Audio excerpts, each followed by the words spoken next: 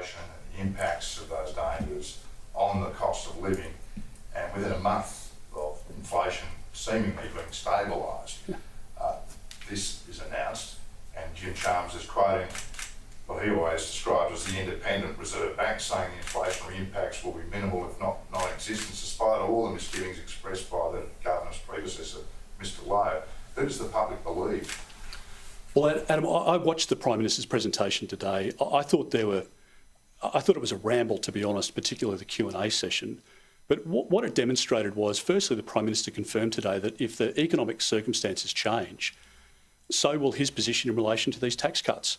So I don't think the people of Dunkley or Australians have any assurance that if they vote for the Labor Party on March 2, or they vote for the Labor Party whenever the general election is, that these tax cuts promised today would survive the election. So how do you trust a bloke who's gone to 2 elections telling you that his word is his bond and that he has made a solemn promise to the Australian public, repeated 100 times, and then walk away from it, and without justification? Because, again, as you rightly point out, the representation of Treasury and the Reserve Bank today is not accurate, and it's not complete, and that's why we've got 1,000 questions to ask. There are more questions out of the Prime Minister's speech today than answers, and I think we've got to understand, what does the Prime Minister mean when he says that COVID has an impact? He knew about COVID. He knew about the impacts. He's seen the economic predictions now in 2 budgets. He promised the Australian public on 97 occasions that he would reduce power prices by $275. He didn't do it. He promised the Australian public that he would provide the detail around the voice. He didn't do it. It was deceptive and tricky. And now he's taken it to the next level, and I think he's destroyed his leadership. And I think the Australian public at the moment are really despairing about who really is the true Anthony Albanese, because at the moment we're seeing a political charlatan who's prepared to do or say anything.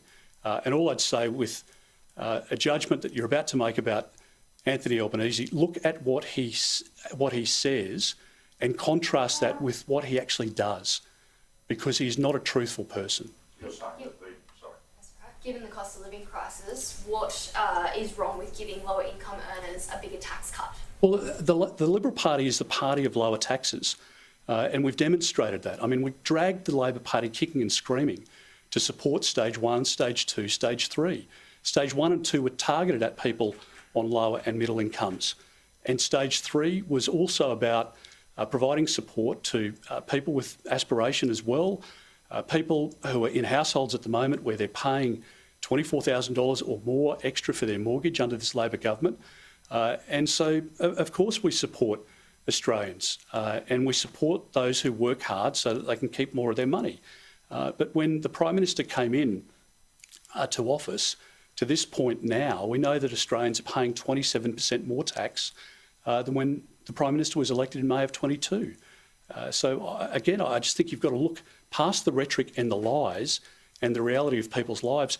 $15 a week is not going to cut it for families who continue to pay more and more for their energy bills under Labor.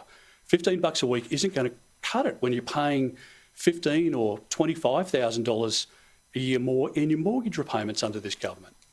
So do you believe the average Australian should get a tax cut? Surely $15 is better than zero. Of course we believe in lower taxes, and we've demonstrated it when we've been in government. But there are more questions than answers out of what the Prime Minister said today, and we want to see all of that detail and understand whether he's lying or telling the truth in relation to some of the assumptions, because now you just can't take him at face value and you can't believe a word that he says. So I want to understand from Treasury whether it's inflationary, because if it is inflationary, as many independent economists are pointing out, his announcement today will lead to higher interest rates, or at the very least, interest rates remaining higher for longer.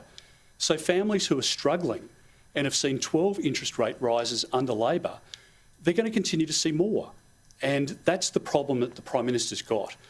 So I think he's misled Australians again today in his press club presentation, and I think he's got a very significant credibility problem.